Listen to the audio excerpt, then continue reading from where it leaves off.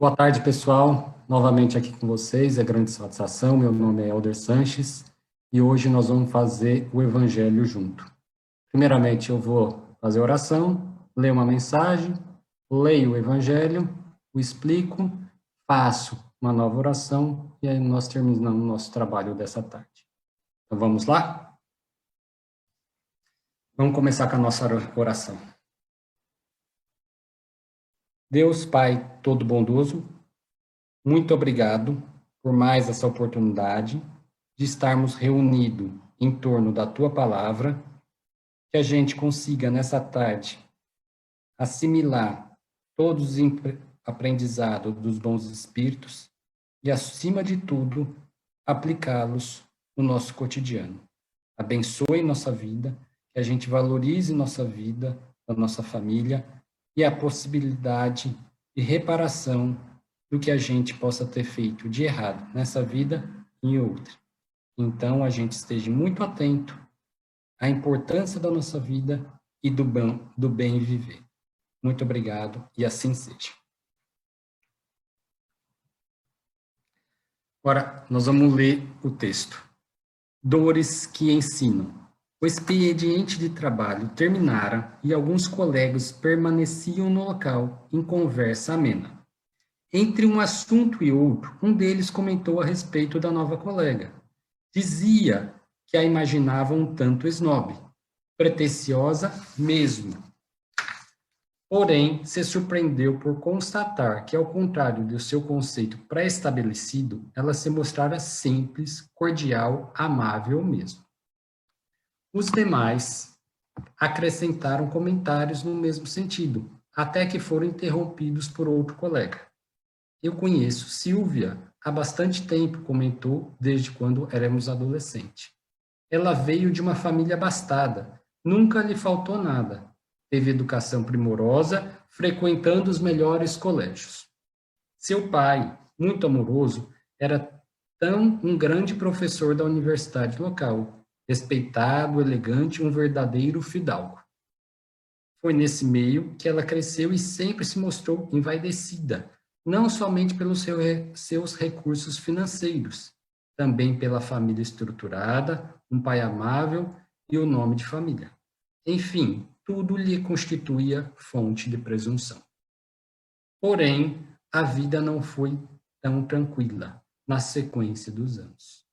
Eram 3 irmãos, sendo ela a caçula bem mais nova.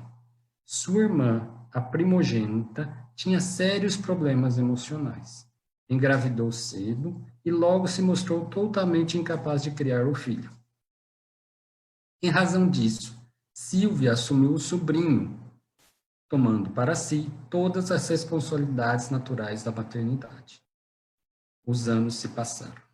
Seu irmão mais velho, antes dos 50 anos, sofreu um grave acidente vascular cerebral, permanecendo em coma por 4 anos. Sua esposa, vendo a doença que se estendia, ao longo dos meses o abandonou. Os pais precisaram montar todo um aparato, uma verdadeira unidade de terapia intensiva em casa, a fim de atendê-lo.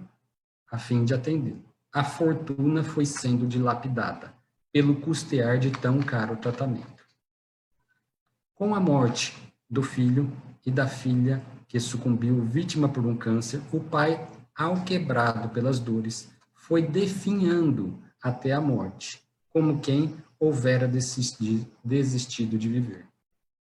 Dessa forma, Silvia, de uma família abastada e bem estruturada, viu-se só, responsável pela mãe, às portas da velhice, exigindo-lhes cuidados. Encontrei-a há pouco e percebi que aquela jovem vaidosa nada permaneceu. Naturalmente, conversamos a respeito da vida, dos anos, e disse-lhe o quanto ficava condoído por tantas dores e pelas quais ela houvera passado. Porém, ao invés de lamúrias, ela me disse: agradeço todas as dores que a vida me ofertou. Elas me deixaram feridas, cicatrizes que aos poucos vão se curando. Mas foram elas que me ensinaram as melhores virtudes que hoje carrego na alma. as dores que ensinaram a paciência para entender que o tempo de Deus é mais sábio que o tempo da nossa ansiedade. Ensinaram-me a humildade, para perceber que tudo na vida é passageiro e nada nos pertence. E, finalmente, me ensinaram a fé, para compreender que tudo está na mão de Deus, e é Ele quem nos guia pelos melhores caminhos. Quando concluiu sua narrativa, um silêncio convidando a reflexão se fez entre os colegas. Uma reflexão que levava a ponderar como a dor ensina, enobrece, dignifica quando a sabemos receber com resignação. Em síntese, quando sabemos dela extrair o melhor, ou seja, quando sabemos bem sofrer.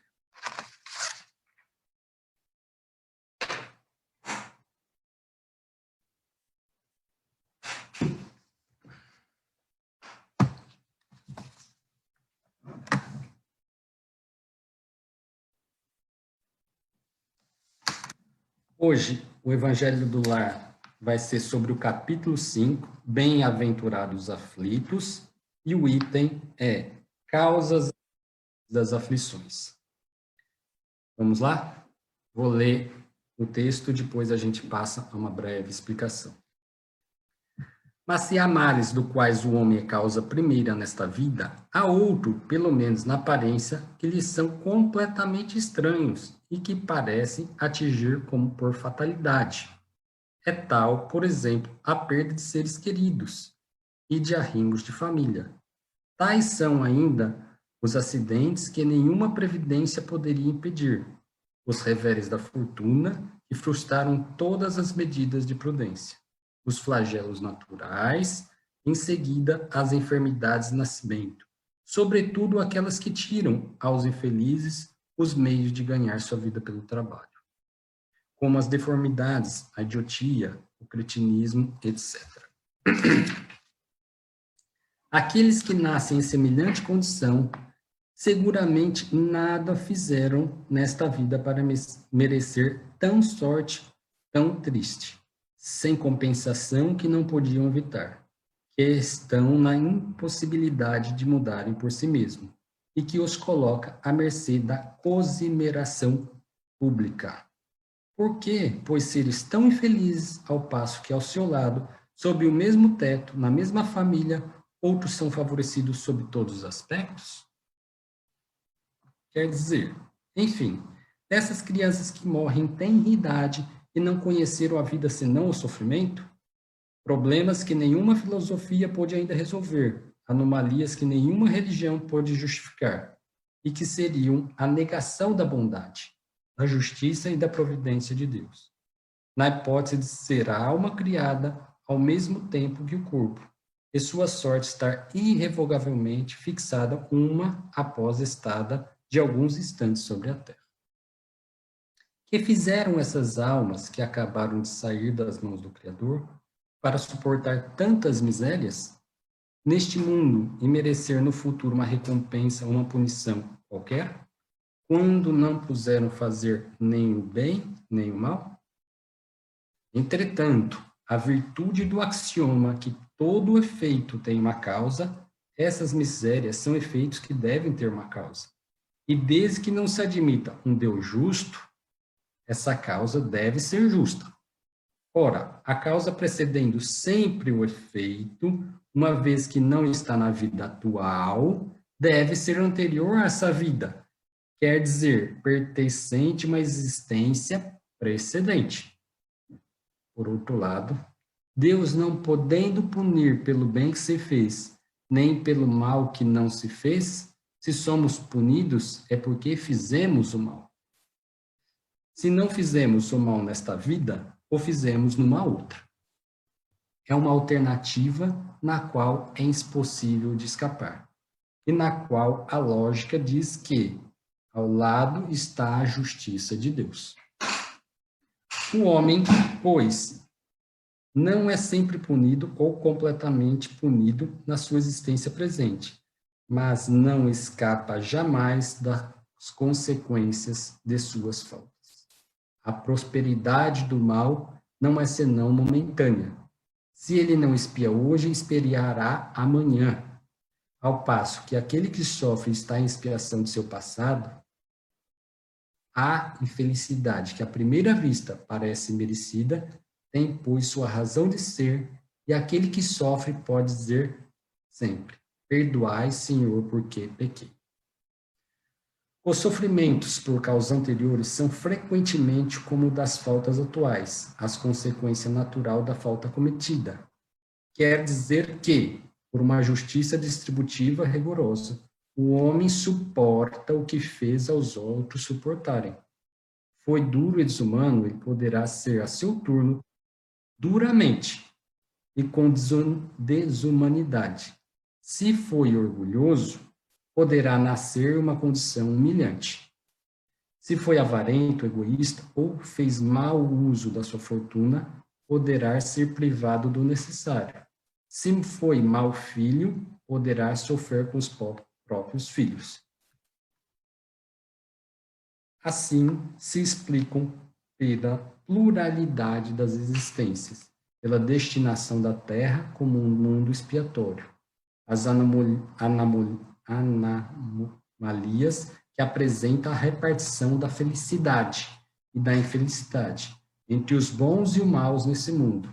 Essa anomalia só existe em aparência, porque não se toma pelo seu ponto de vista, senão da vida presente.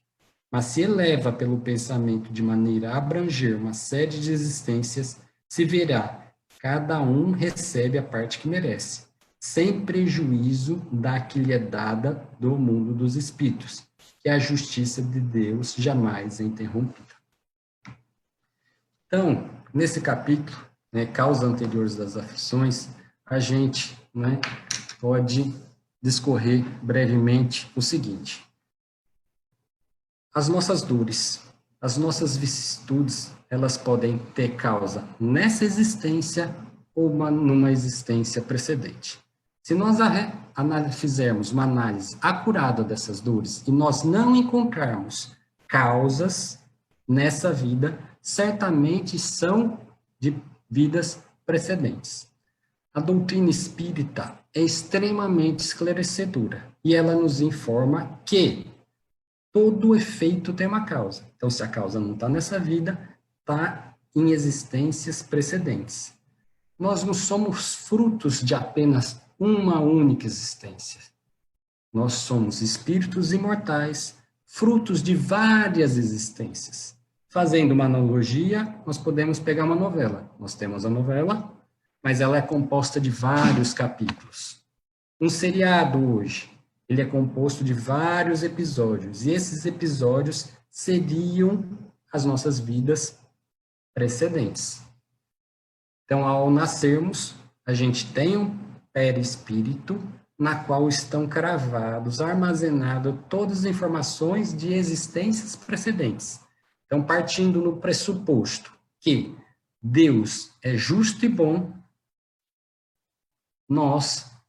se nós estamos sofrendo alguma vicissitude, é porque nós fizemos algo de parecido, da mesma natureza, em existências precedentes. E para que a gente consiga evoluir, a gente vai ter que reparar todo o mal que a gente já fez em vidas pré-existentes ou nessa vida. Isso é fundamental. Então, a doutrina espírita vem nos esclarecer: se a gente não encontra causa nessa vida, das dores, das vicissitudes que a gente está vivendo, certamente são de vidas pré-existentes. E para que servem essas dores? A dor serve como a depuração do espírito. É refazer para corrigir. É uma corrigenda. É uma recomposição com o nosso destino.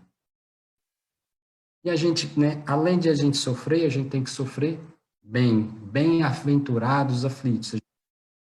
Ter fé em Deus, tem que ter resignação, e a gente tem, principalmente, uma questão fundamental que a doutrina espírita também nos esclarece: o livre-arbítrio, para a gente procurar hoje acertar sempre.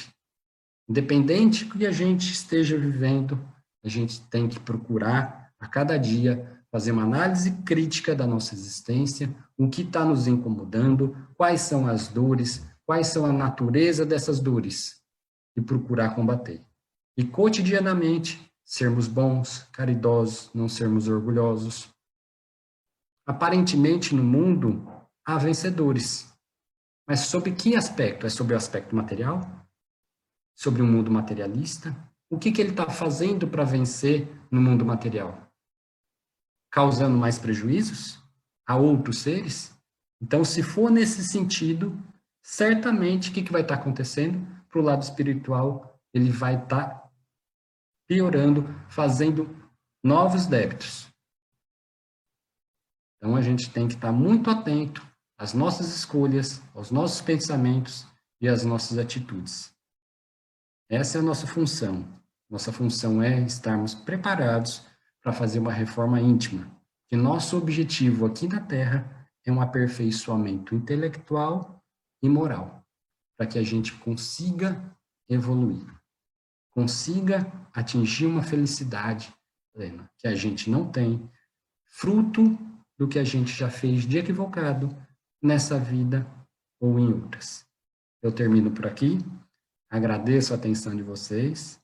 É uma grande satisfação estar com vocês, estudando um pouquinho a doutrina espírita. E nós vamos fazer a oração final agora. Deus Pai todo bondoso, muito obrigado pela lição de hoje.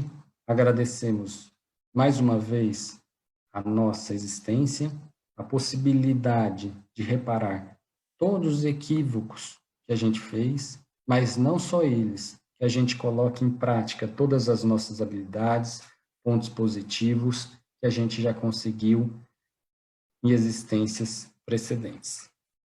Ilumine a todos nesse momento de pandemia mundial, que nós estamos tendo muitos momentos, muitos seres desequilibrados, que dê uma bênção nessas pessoas, que eles sejam restabelecidas, que eles consigam se reconectar a Deus, essa energia maravilhosa, que nos dá luz, nos dá força, para sempre continuar a caminhada em direção a Ti. Que não pegamos atalho, em hipótese nenhuma. Sempre devemos agir com a verdade, a transparência, independente da situação. Muito obrigado, meu Deus, pelas nossas vidas, nos abençoe hoje e sempre, e tenhamos um resto de uma semana abençoada. E assim seja, e assim será. Muito obrigado, meu Deus.